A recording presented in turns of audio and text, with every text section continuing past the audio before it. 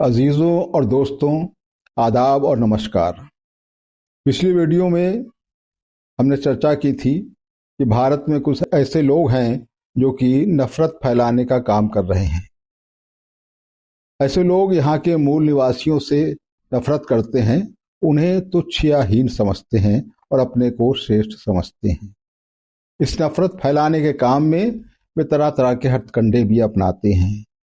एक हथकंडा तो ये होता है कि तथ्यों को तोड़ मरोड़ कर प्रस्तुत किया जाए, जिससे कि ऐसा लगे कि भारत का इतिहास और कुछ नहीं बल्कि एक हिंदू मुस्लिम द्वंद्व ही रहा है। दूसरा हथकंडा ये होता है कि ये फॉल्स नरेटिव्स बनाते हैं, यानी कि गलत अवधारणाएं बनाते हैं, असत्य को सत्य की तरह प्रस्तुत करते हैं, जिससे एक पूरा समुदाय ही बदनाम हो जाए।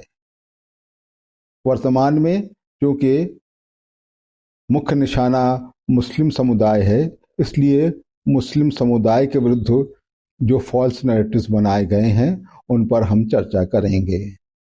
हमारी एक पुस्तक है the historical challenge transforming hate into compassion. इस पुस्तक में फॉल्स नैरेटिव्स पर हमने एक अलग चैप्टर ही लिखा है। जो लोग इस पे अधिक अध्ययन करना चाहते हैं या रेफरेंसेस चाहते हैं वो इस पुस्तक का अवलोकन कर सकते हैं। आइए अब देखते हैं कि ये फॉल्स नैरेटिव्स क्या हैं। ये तीन तरह के मुख्य फॉल्स नैरेटिव्स हैं जो मुस्लिम समुदाय के विरुद्ध गढ़े गए हैं। पहला ये कि मुस्लिम बर्बर और असभ्य होते हैं और इस्लाम तलवार के बल से फैला। दूसरा ये कि मुस्लिम जो यहाँ हैं उनके पूर्वजों को मुस्लिम राजाओं और बादशाहों ने जबरन मजबूर किया कि वो अपना धर्म परिवर्तन करें। और तीसरा ये कि मुस्लिम शासकों ने अंधाधुंध हिंदू मंदिरों को नष्ट किया। इन फॉल्स नैरेटिव्स को बनाने और इसको प्रचारित करने में नफरत फैलाने वाले लोग बहुत हद तक कामयाब भी हो चुके हैं। आज हम देखते हैं कि अच्छे खासे पढ़े लिखे लोग और उच्च पदों पर बैठे लोग भी इन गलत फहमियों का शिकार हैं। आइए एक एक करके इन फॉल्स नैरेटिव्स या गलत अवधारणाओं पर नजर डालते हैं। पहला ये कि मुस्लिम बर्बर और असभ्य होते हैं और इस्लाम तलवार के बल से फैला। ये बात तो जो मुस्लिम विरोधी हैं, जो इस्लाम विरोधी हैं, वो पहले से ही कहते चले आए हैं। लेकिन भारत में ये बात अभिलिखित तौर पर कब स्थापित हुई, इस पे हमें विचार करना होगा। राष्ट्रीय स्वयंसेवक संघ के एक विचारक हैं श्री MS गोलवालकर। वे RSS के द्वितीय सरसंघ संचालक भी रहे। उन्होंने एक पुस्तक लिखी है द बंच ऑफ थॉट्स। अपनी इस पुस्तक द बंच ऑफ थॉट्स के पृष्ठ 109 पर वो क्या लिखते हैं हम आपको पढ़कर सुनाते हैं। पैगंबर मोहम्मद की मृत्यु के पश्चात उनके अनुयायी अरबिस्तान से झुंड के झुंड निकले अपनी रक्त रंजित तलवारों के साथ। उनके रास्ते में जो भी साम्राज्य पड़े उनको कुचलते हुए वे विश्व के एक बड़े भूभाग पर छा गए। आगे पृष्ठ 160 पर वे लिखते हैं, फिर इस्लाम आया, तलवार और कुरान की लंबी कहानी जो कि लाखों मासूम इंसानों के आंसुओं और खून से लिखी गई है। इतना बड़ा आक्षेप एक पूरे समुदाय पर लगा दिया गया। न कोई ऐतिहासिक तथ्य हैं और न कोई रेफरेंसेस हैं, और इसको ऐतिहासिक तथ्य मान भी लिया गया। आश्चर्य की बात यह है कि यही चीज स्कूलों में बच्चों को पढ़ाई जा रही है। मासूम दिमागों में ये जहर भरा जा रहा है। ये कितना बड़ा अपराध है। पहली सरकारें क्या कर रही थी, वर्तमान सरकार क्या कर रही है। बड़े इतिहासकार और लेखक जैसे प्रोफेसर इरफान हबीब, मानवेंद्र नाथ रॉय, TW अर्नल्ड और करेन आर्मस्ट्रॉन्ग जैसे लोगों ने इस फॉल्स नैरेटिव्स का पूरी तरह खंडन किया है। उन्होंने यह स्पष्ट किया है कि इस्लाम के विस्तार में बल या जब्र का कोई रोल नहीं रहा है। मनवेंद्र नाथ राय की एक पुस्तक है the historical role of Islam. उन्होंने इस विषय पर क्या लिखा है हम आपको पढ़कर सुनाते हैं। रोमन और पर्शियन साम्राज्य के दमन के कारण आम लोगों में एक निराशा थी। इस निराशा की स्थिति से निकालने की क्षमता के कारण ही इस्लाम को चमत्कारिक सफलता मिल सकी। यहाँ यह ध्यान देने योग्य बात है कि उस समय विश्व में दो ही साम्राज्य थे, एक रोमन साम्राज्य था और एक पर्शियन साम्राज्य था। ये दोनों दमनकारी साम्राज्य थे जो कि बहुत ही अत्याचार करते थे और धार्मिक स्वतंत्रता तो एकदम ही नहीं थी। फिर कुछ लोग जब खड़े हुए जो इंसानी हकूक़ की बात करते थे, जो बराबरी की बात करते थे, तो फिर और धार्मिक स्वतंत्रता की बात करते थे, तो इनको स्वीकार्यता मिलती गई और अत्याचार और न्याय के लड़ाई में उनको सफलता मिलती गई। ये सफलता पैगंबर मोहम्मद के अनुयायियों को तभी तक मिलती रही जबकि वो कुरान और इस्लाम के उसूलों पर कायम रहे। संक्षेप में यही कहा जा सकता है कि ये एक गलत अवधारणा बनाई गई है। पूरे मुस्लिम समुदाय को बदनाम करने के लिए एक गलत अवधारणा बनाई गई है और इसको प्रचारित किया जा रहा है। दूसरा फॉल्स नैरेटिव है जबरन धर्मांतरण, यानी कि जो आज के मुस्लिम हैं उनके पूर्वजों को मुस्लिम राजाओं ने, मुस्लिम बादशाहों ने धर्म परिवर्तन के लिए मजबूर किया और वे डर के मारे उन्होंने अपना धर्म परिवर्तन कर लिया। लेकिन इसके भी कोई ऐतिहासिक प्रमाण नहीं है और ऐसा कहीं भी नहीं लिखा है कि बड़ी संख्या में कभी हिंदुओं ने मुस्लिम बनने हेतु धर्म परिवर्तन किया है, बल्कि जो प्रमाण है वो इसके विरुद्ध हैं। एक पुस्तक है फ्रीडम एट मिडनाइट जो कि हमारी स्वतंत्रता प्राप्ति से संबंधित है। इनके लेखक हैं डोमिनिक लेपायर और लैरी कॉलिंस। इन्होंने अपनी पुस्तक में इस विषय पर क्या लिखा है हम आपको पढ़कर सुनाते हैं। धर्मांतरित हुए मुसलमानों में एक बड़ी संख्या दलितों की रही है जिनको लगा कि इस्लाम में इन्हें सम्मानजनक और स्वीकार्य स्थान मिल सकेगा। स्वामी विवेकानंद जी ने भी यही बात कही है। स्वामी विवेकानंद जी क्या कहते हैं? प्रॉफेट मोहम्मद ने अपने मानने वालों के बीच बराबरी और भाईचारे का प्रदर्शन किया जिसमें सामाजिक भेदभाव का कोई स्थान नहीं था। गरीबों में इतने मुसलमान क्यों हैं?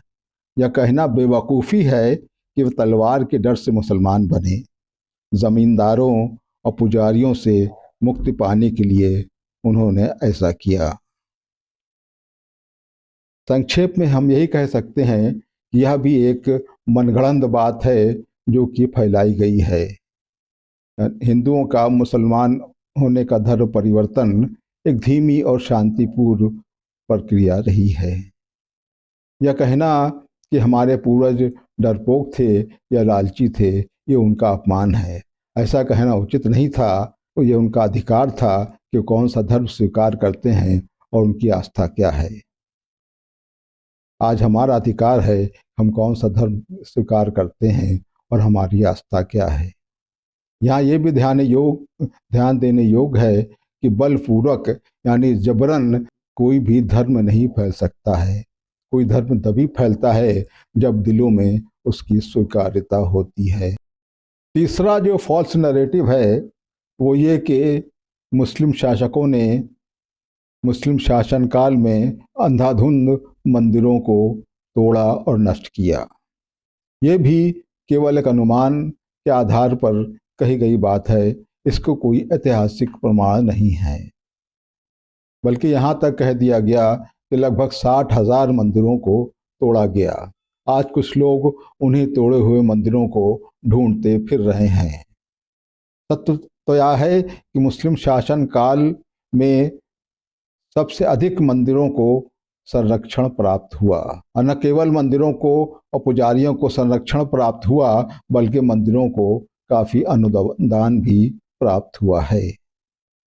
एक इतिहासकार हैं रिचर्ड एम ईटन, जो कि भारतीय इतिहास में काफी गहन अध्ययन कर चुके हैं।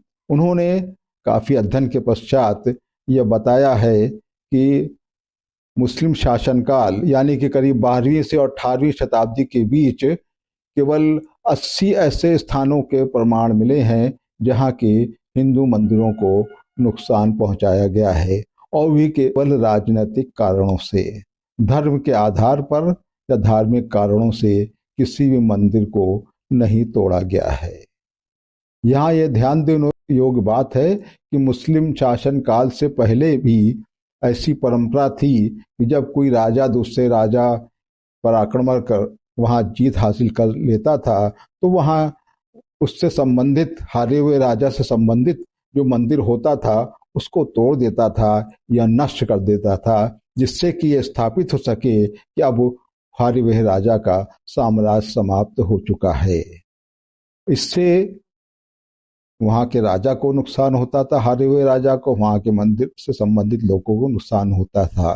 क्योंकि यह एक स्थापित स्वीकार राजनीतिक परंपरा थी, इसलिए आम जनों को इससे कोई फर्क नहीं पड़ता था, न ही कोई उनकी आस्था को ठेस पहुंचती थी। ये तो आज की नफरत फैलाने वाले लोग हैं जो ये चिंता व्यक्त करते हैं कि सदियों पहले मंदिर तोड़े गए और उनकी आस्था को आज ठेस पहुंच रही है। जब मुस्लिम शासन काल आया तो उस दौरान भी राजनीतिक परंपरा कायम रही, और जो भी मंदिर तोड़े गए वे राजनीतिक कारणों से ही तोड़े गए हैं। ये सच था या ये सही था या गलत था, इश्यू ये नहीं है, बल्कि जो सत्य था वो ये है। जहां तक मंदिरों को तोड़ने जाने की बात है तो वो इसलिए होते थे क्योंकि वो राजनीतिक सत्ता के केंद्र बन जाते थे। सवाल ये भी उठता है कि मस्जिदों को क्यों नहीं तोड़ा गया, क्योंकि मस्जिदें सामान्यतः राजनीतिक सत्ता का केंद्र नहीं रही हैं। फिर भी कुछ मस्जिदों को तोड़े जाने के साक्ष्य हैं। औरंगजेब ने जब उदयपुर के मंदिरों को तोड़ा तो उसके जवाब में वहां के राजपूत राजा भीम सिंह ने सन 1680 में अहमदाबाद पर हमला कर दिया और वहां 30 छोटी और एक बड़ी मस्जिद को नष्ट कर दिया। जहां तक अंधाधुंध मंदिरों को तोड़े जाने का प्रश्न है, ये काम तो बहुत पहले पुष्यमित्र शुंग ने किया था। 2वीं शताब्दी के अंत में सम्राट अशोक के पोते वृद्धरथ की हत्या कर पुष्यमित्र शुंग ने सत्ता हथिया ली और फिर एक सामंती व्यवस्था कायम की।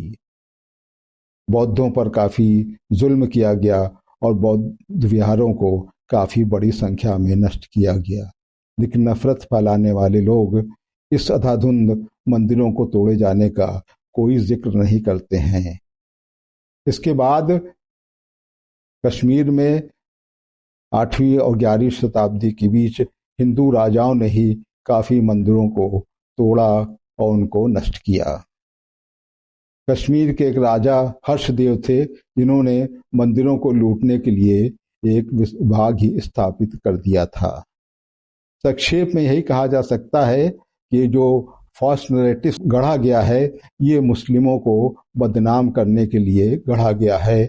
इसमें कोई तथ्य नहीं है कि मुस्लिम शासन काल में अंधाधुंध मंदिरों को तोड़ा गया, बल्कि मुस्लिम शासन काल में मंदिरों को सबसे अधिक संरक्षण प्राप्त था। दोस्तों, हमें यह सोचना होगा कि ये कौन लोग हैं जो फॉल्स नैरेटिव से गढ़कर एक पूरे समुदाय को बदनाम करने की कोशिश कर रहे हैं। या तो उनकी विचारधारा सामंती है या वो राजनीतिक लाभ के लिए ऐसा कर रहे हैं। ये कौन लोग हैं जो देश में नफरत फैला रहे हैं और नफरत फैलाने के लिए तरह तरह के हथकंडे कर रहे हैं। ये कौन लोग हैं, पहचानिए इनको। शुक्रिया।